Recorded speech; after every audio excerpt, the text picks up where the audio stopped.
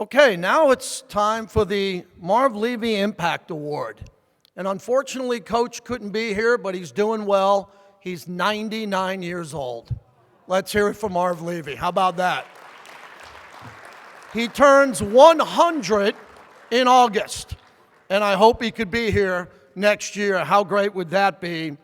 It truly is an important award because it goes to an individual who assists our armed forces, is a leader, serves their community, and is honest and honorable. This former Stanford linebacker went on to play 12 seasons in the NFL and was drafted by your Chicago Bears.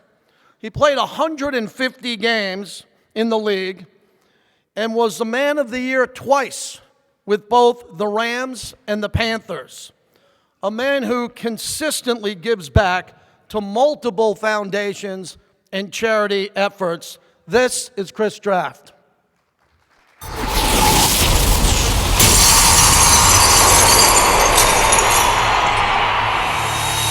Christopher Michael Draft was born on February 26, 1976 in Anaheim, California, where his mother and father taught him valuable lessons early on about teamwork and commitment. His athletic journey began at Valencia High School in Placentia, California, where he excelled in both football and baseball, earning All-American honors in both sports. He played as a running back and linebacker, demonstrating versatility and a strong work ethic.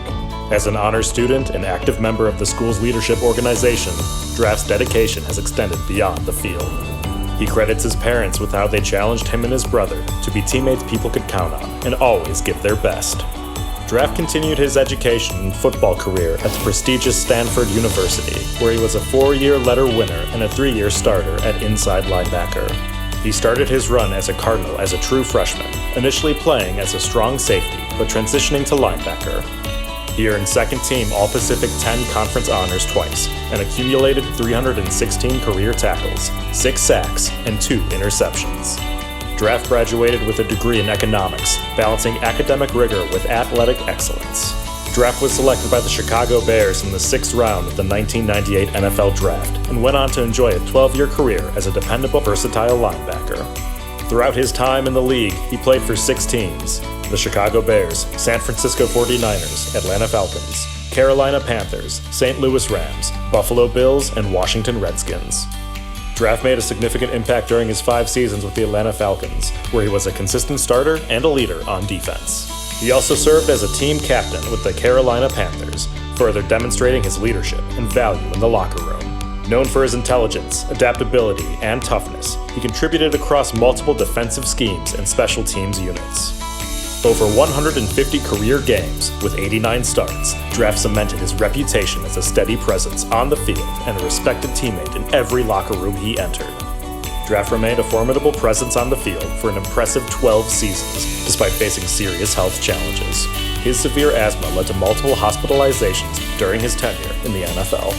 Determined not to allow his health challenges to get in the way, Draft is thankful for every deep breath and uses that gratitude to drive his daily purpose. In 2006, Draft met Lakeisha Rutledge, a former Charlotte Hornets dancer, and quickly fell in love with a successful pharmaceutical sales executive. In 2010, Lakeisha was diagnosed with stage 4 lung cancer, a shocking development given her healthy lifestyle as a non-smoker. She lost her courageous battle with the disease December 27, 2011, at just 38 years old. Draft's personal experiences have influenced his philanthropic spirit. In 2006, Draft founded the Chris Draft Family Foundation, empowering families to lead healthy lifestyles, and in 2011, on their wedding day, he co-founded Team Draft with Lakeisha, with initiatives to raise lung cancer awareness. He has been instrumental in changing perceptions of lung cancer, emphasizing that it affects a diverse population, not just smokers. His advocacy includes partnerships with the American Cancer Society and the Longevity Foundation. Chris has received various awards for his philanthropic and charitable efforts, including the prestigious 2008 NFL Alumni Spirit Award and the Longevity Hero title. He was named Man of the Year by both the 2006 Carolina Panthers and the 2008 St. Louis Rams. Draft was recognized on the floor of the Georgia General Assembly for his outstanding contributions to the youth in his state. Chris Draft's dedication to supporting the military and their families is rooted in his own family's service. His father, Tony Draft, served as a Marine captain, and his brother, Tony Draft II, spent time in the Navy. Draft himself grew up as a Camp Pendleton kid, while his father was stationed at the Marine Corps base, an experience that left a lasting impression. In their honor, and in recognition of all who serve, Chris launched the Military Appreciation Initiative through the Chris Draft Family Foundation. The program partners with NFL teams, military bases, and veterans organizations to host football clinics for military children, visit hospitals like Walter Reed, and provide fellow NFL players with a hands-on view of military life. Whether connecting with families at Camp Pendleton or visiting wounded veterans across the country, Draft's mission is clear: to show genuine appreciation and bring joy to those who serve our country. Today, Draft lives in Southern California and enjoys spending time with his family and friends. He's a sought-after speaker, using his foundation's platforms to inspire and educate others through his personal experiences. He continues his advocacy, serving on the American College of Sports Medicine's Moving Through Cancer Task Force Board, which aims to integrate exercise into cancer care by 2029. Draft continues to serve the NFL as an ambassador, helping mold future football stars through NFL prep, NFL high school player development, and visiting troops as part of NFL/USO tours. After learning veterans are the largest group diagnosed with lung cancer, Team Draft helped launch national lung cancer screening events to promote early detection within this population. Draft maintains a strong community presence in all of his NFL homes, including Washington, D.C., Chicago, San Francisco, Atlanta, and Charlotte. Chris Draft's journey from NFL linebacker to health and military advocate exemplifies the power of personal resilience and the impact one individual can have in transforming adversity into a mission for the greater good. Whether supporting cancer survivors or honoring the service of military members and their families, Draft's unwavering commitment to advocacy continues to redefine what it means to be a champion, both on and off the field.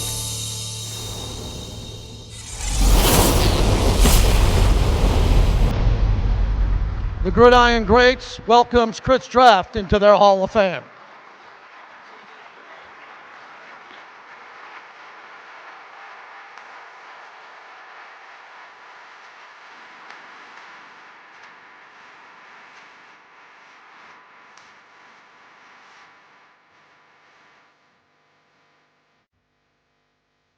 Tell you, that's a lot to be able to see it up there. I first have to say, what an honor to be here and receive this award along with the other recipients. Oh my goodness. You know, I'm looking out and I'm thinking, we want the room to be bigger so there can be more people to donate, but then at the same time, I'm saying I wish there were more people to be able to see all these amazing people. Right? So much of what I've loved about the NFL is our people, not just as ball players, but for who they are.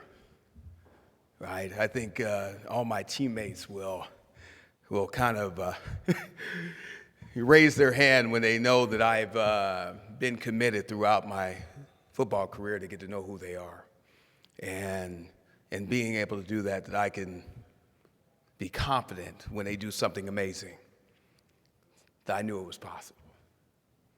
So I wanted to say that before I get into the other part to this. This is the Marv Levy Award. I had a chance to speak to him earlier, and I'm like, Coach, it's Marv Levy. Marv Levy Impact Award, and 99 years old, and we had a great conversation. But I was thinking in my head, if you guys don't know Buffalo, I had a chance. Privilege of playing in Buffalo for 1 year, and Marv Levy has this saying, and I got to make sure I'm right on it because I'm over here a little bit extra, and it says, "Where else would you rather be than right here, right now?" Right? And it's so powerful. Again, we're talking about this Impact Award, and it's this it's powerful statement of football. It's a powerful statement of when the stadium is full and you have 70, 80,000 people, where else would you rather be when all those people are there, when you've already did all of this preparation and you know you're ready and you're confident. You got swagger like Mark Collins, like a Cal State Fullerton. I got to throw that out there because I grew, you should have been able to see in that video of where my high school is that Cal State Fullerton is like 3 streets over. So I knew about Mark when I was growing up. All right, so, but I say that, where else would you rather be, right? Right here. In this amazing moment, in this amazing place where, again, so thank you that you guys would give me this award. But I know that this award is not, like, it's not just a couple of people. It's a team of people that came together. There's my guy Mike Dempsey over here that called me up and said, "Hey, I'm fighting for you," you know, and some other folks. Where my Warrior Wishes Operation Warrior Wishes crew that's over there. It's okay for y'all to get loud. Now y'all some vets. That's okay. I'm taking a point of order up here and I'm giving shout outs. I want to give y'all some shout outs. Warrior Wishes decided that they wanted to surprise me a little bit, so if you're going to surprise me, I got to throw my people that surprised me under the bus a little bit, and that is, there's a couple young people out here. One of them just had treatment the other day, and we're trying to see if he was going to show up, but he decided that he's too strong. So, little Patrick, can you stand up a little bit so I can give you a shout out?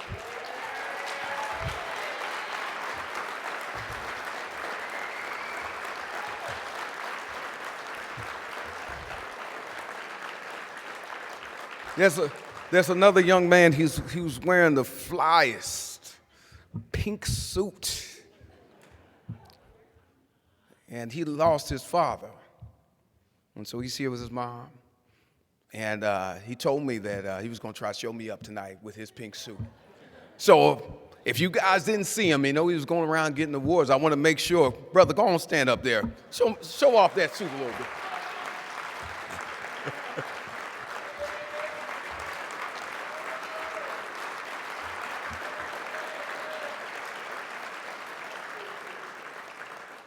Another one I want to give a shout out to is my guy, John Anderson, who is a lung cancer survivor.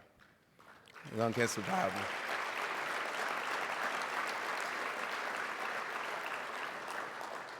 And I again, Craig, Operation Warrior Wishes, thank you for those surprises, because as I'm here in the backdrop of this amazing event, there's the largest cancer conference in the world is happening here in Chicago. And at times they are very excited about my connections to the NFL. But other times they're a little bit scared. And they're a little bit scared because, football is very much, you either get it done or they're going to talk about you. And also, like, if you're not fully committed, if you're not all the way in, you in the NFL, if you're not all the way in, so don't tell me that you want the NFL if you don't want NFL impact.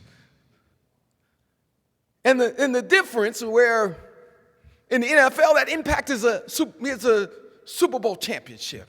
That impact is a Pro Bowl. That impact is a Hall of Fame. But in the cancer world, that impact is survivorship. Right? And so I just got a little bit, and then I'm gonna pass this over, and I'll say that I want to give you one moment that really brought a lot of this work together. I had the honor of joining President Obama and Vice President Biden on stage at the White House when they signed the moonshot legislation, and it was about 5 years after my wife had passed, my late wife, Keisha. And so there was work. If you're going to have impact, you got to be willing to put the work in. And it's not just work that's individual. And that's what, again, as a ball player, it's a team that has to get it in. And so I was there, and it was such this celebration of the fact of all these people that have come together so we can be at this moment. So I'm up here on stage, but it's not just me, but it's all of the people, right? I've been struggling with the fact as I receiving this award, and people are saying, congratulations to you. And I'm like, no, don't just congratulate me, because I couldn't be here without a team of people that are putting in work. Because impact, it's not going to come from just one person. It comes from a team. So I'm going up to the White House, and I'll tell you, a week before it, I was at the White House, and the moonshot team said, what you doing next Thursday? I said, what's up? They say, yeah, the president wants you to be on the stage. And I said, well, let me check my schedule. Heck yeah, I'm gonna be there. But I'm saying that in terms of that's what our platform is. Our platform is that type of level, but it still requires work to be able to use it. The platform without a message, without committed people, really doesn't do anything. It takes all that work. It takes a team of people to believe. And so on that day, I was standing in security, and my phone buzzed, because you know it buzzes and it has the notifications. And all of a sudden it said that the American Cancer Society and the NFL, it would now, in 2017, would have an all-cancer initiative of Crucial Catch. Since 2009, it was a breast cancer initiative. It wasn't all cancers. And so that was an amazing initiative, but it left people out. And when my aunt passed in 2007, I was thinking about how there's young people in the stands. My uncle passed from lung cancer in 2001. There's people in the stands that have connections to other cancers. And I thought of a young person looking up at their parent and saying, when you see this beautiful pink, and they say, well, why aren't they celebrating you? And they say, it's not for me.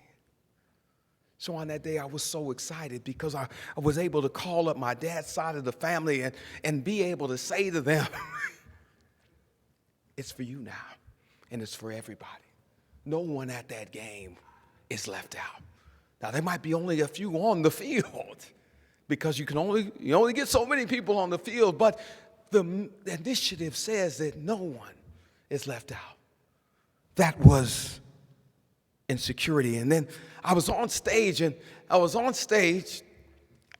there because I fought for our veteran community, acknowledging that smoking and Agent Orange and burn pits and these exposures were our part of service, and there's a cost to service. So much like the gridiron grace that says we're not going to stick our heads in the ground and try to deny the fact that it's violence on the field, but acknowledge that and realize that there is going to be a cost. And we can choose to ignore it, or we can do something about it. If we care about our people, we will. So I challenged the White House, challenged that team to make it a priority. And they said, yes, we accept it. And can you be up here with us on the stage? And so I am excited about that. And now, basically now, almost 10 years later, the VA is actually leading the way in lung cancer screening. They are leading the way. That commitment, we see it. And so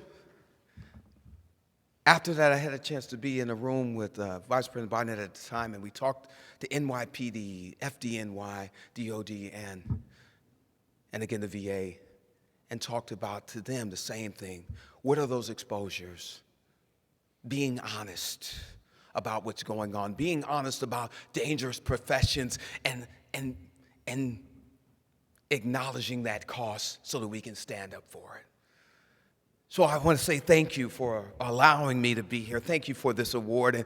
And hopefully, as I've shared with that you realize that I am here to accept this award for all the people that have stood up and fought, that the impact can't come from one person. It is about a team. And so I am so privileged and honored to be representing that team today. Thank you.